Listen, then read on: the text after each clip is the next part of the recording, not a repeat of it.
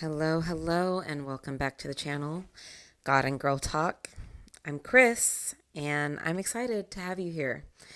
But we do have something that we have to talk about. This is going to be a very informal video. I don't really have anything planned besides the fact that we are going to talk about focus and keeping our focus on God.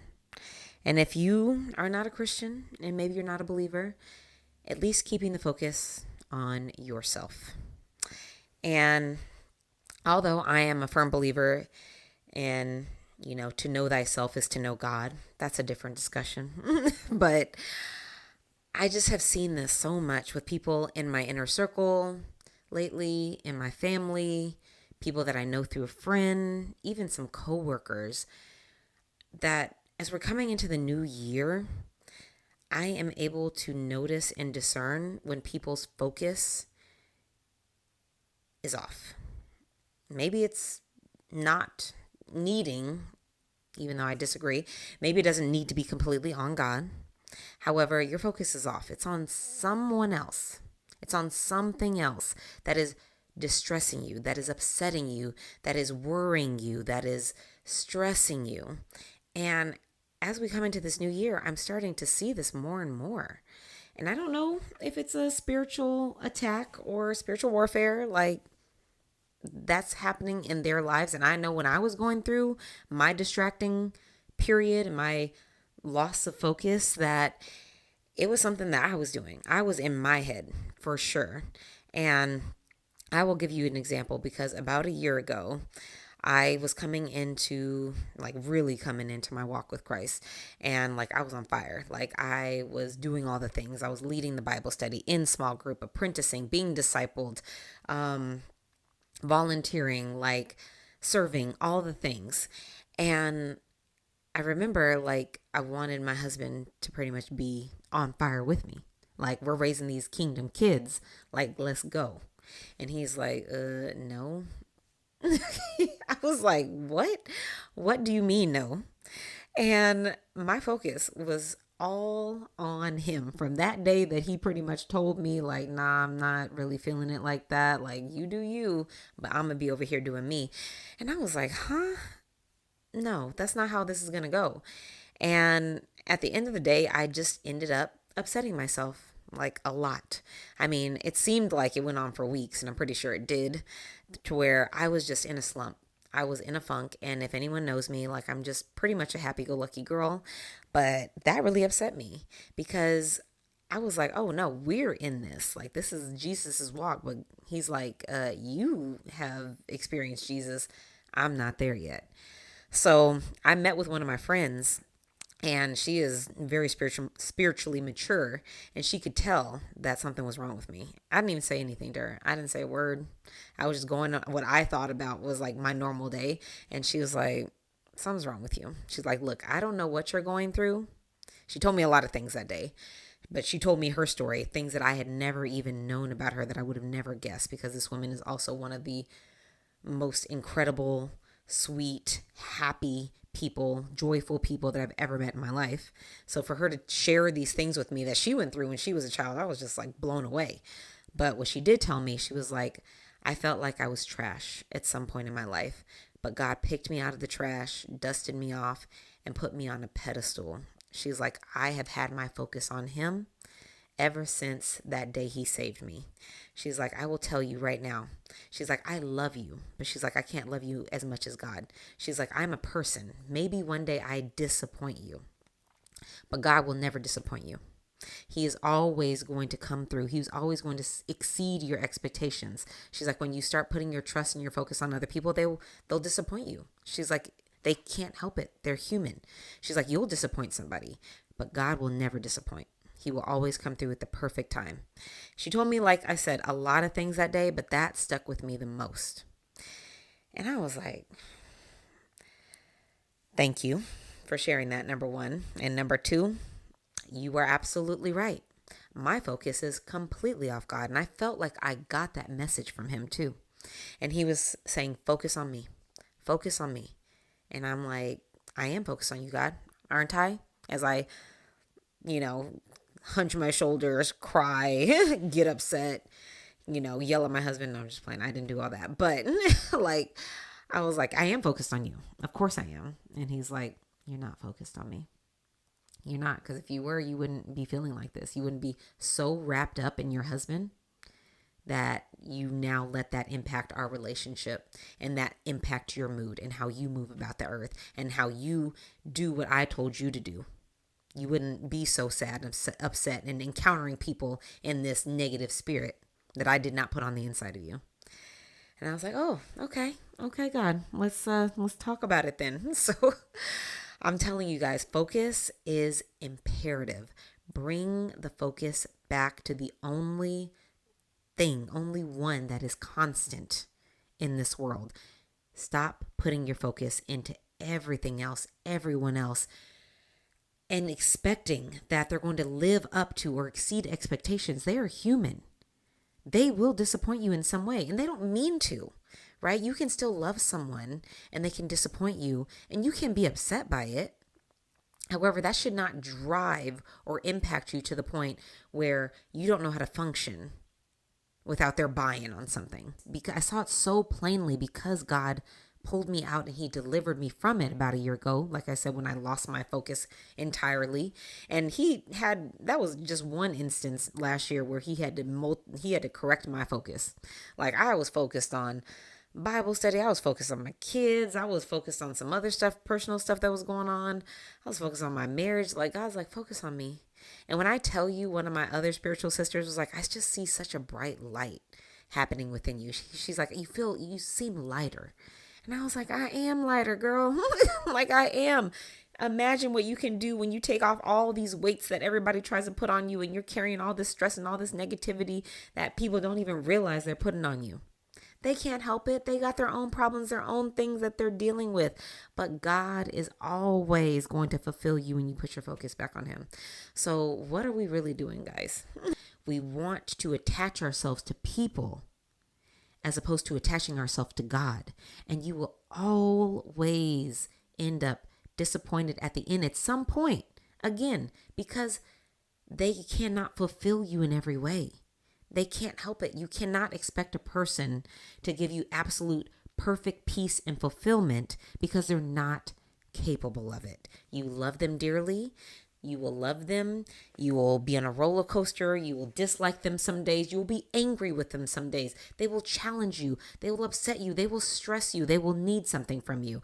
They will love you deeply. But at the same time, how is that emotional roller coaster going to help you with your emotional roller coaster? If somebody sends you on an emotional roller coaster and you got to manage your own emotional roller coaster, not going to work. It's not going to work. God is the only one that can manage that emotional roller coaster for you. Okay. So, I'm just going to leave you guys with some examples of what happens biblically when you lose focus. Look at Genesis. Eve. She took her focus off of God and what Adam, her husband, told her to do. And she put her focus on the serpent and the lack, which was the one tree she couldn't eat from. And what she thought she was missing out on, which was the wisdom that the serpent told her she would get. She focused on the wrong thing and it crumbled. It fell apart since the beginning of time. That is one of the easiest things that the enemy uses to corrupt us, to get us away from God. Distraction. Hey, look at what your husband's doing and how much he's upsetting you and pissing you off. Focus on that. That way you don't have to have a talk with God later. That way you don't have time to read your Bible. That way you don't have time to pray to him. That way you don't have time to meditate. Hey, look at what your kids are doing. They're getting in trouble at school. And now you're being called into a principal's visit, which, mind you, I'm also going through a little bit of that. So, he's working on me. We're getting through it together because I was like, God, I ain't got the time nor the energy. You're going to have to take care of whatever that looks like because I don't know what to do. This is my first time being a parent, so I need help. Okay. So, but the enemy wants me to focus on that. He wants me to focus on this teacher now that I have to deal with. He wants me to focus on my child and thinking that, she has some behavioral issues, which I disagree with, but anyway. But of course, the enemy would want me to focus on that. Of course, he would want me to think that my child's a problem or this teacher's after her for whatever reason. And that I don't have time to pray about it because I got to deal with the problem now. I don't have time to meditate on it and read the word because now I got to deal with the problem. Distraction is the first tactic the enemy used to take the focus off of God. He did it multiple times throughout scripture, even to Jesus when Jesus went into the wilderness and the devil tempted him and says, look at all this vast, wonderful stuff that I could give you if you just call me God. He tried to shift Jesus' focus from the true God onto him. Focus, focus, focus, focus, focus. And where was Jesus' attention on? Only his heavenly Father. That's it. He was Jesus. Yeah, okay. We can say that. However, he gave us that power. We have all power, all dominion, all authority to reclaim our focus and put it back on God. And like I said, also yourself. Are we really going to keep chasing after people and things that are not going to ultimately fulfill us, keep us happy, joyful, and at peace? Are we going to actually focus on the only one that could give all of that to us and more? I say that because I'm so passionate about us maturing spiritually in Christ. And I want us to regain and reclaim that dominion, that power, and that authority over our attention, over our focus, and investing all of that power and channeling all of that beautiful energy that we have into something so much higher. Because what you don't realize is that when you take your focus off of God and yourself, you're giving your energy away to something and someone else. Even to Satan, I will say, like I said, because distraction is all he needs to take your focus off of God and to make you have a miserable existence. It's not rocket science. All he has to do is say, look at what this person's doing. That really pisses you off, doesn't it? And there goes your focus. And there goes all your attention. And there goes your Bible study. And there goes your prayer time. And there goes your sleep. And there goes your peace.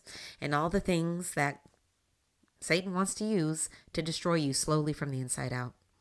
And I say that because that was me. That was me for so long.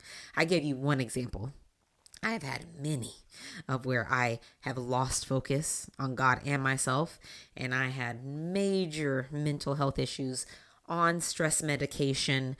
I was medicated, guys, because I lost focus, lost control of my mind, lost control of my focus, lost control of my attention, and gave my precious energy away to other people. So I pray that you have learned something from this, and I know it was long, and I know it was a little bit all over the place, but the point being is that put your focus back on God. Put your focus back on yourself. Do something for yourself. Be in prayer. Read your word. Go to the spa. Do Pilates. Do something that does not involve anyone else but you and God. And if you need help with this, I have a Dominion Mindset Guide, because I do think that with this, it goes back to a loss of dominion. It goes back to a loss of power and a loss of authority over our minds, over our attention, over ourself that we have lost. And dominion is the key to regaining that. So if you need help, I have this in my bio for you to download. It's really a community guide. So you're meant to do it with other people just to hear their shares and what they struggle with. That way you can be in community and working on things together. But it can absolutely be done by yourself. And I encourage you to download a guide in case you need it one day because you struggle with regaining focus and power and authority over your life.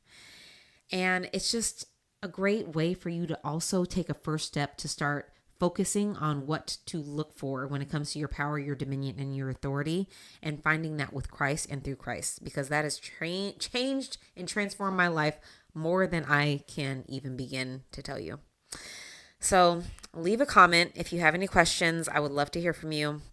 I want to know what you are focused on, what you are looking at, what your attention is on in 2026 and beyond. And I pray for you and your sake that it is on Jesus and yourself. because that's all you can control anyway. All right. Until next time, ladies, hope this was helpful. Love you so much. Bye.